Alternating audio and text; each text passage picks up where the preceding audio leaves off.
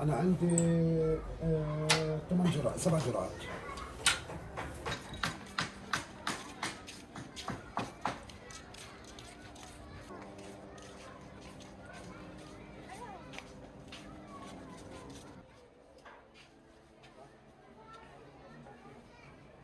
الآن السرطان عندي له هالقد 7 شهور منتشر في كل جسمي.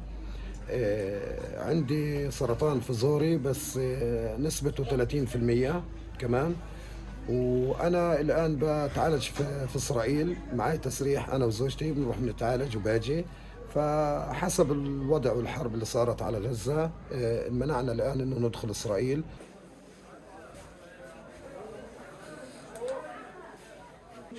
كلكم معاه انتوا؟ كلكم معاه؟ وانتوا؟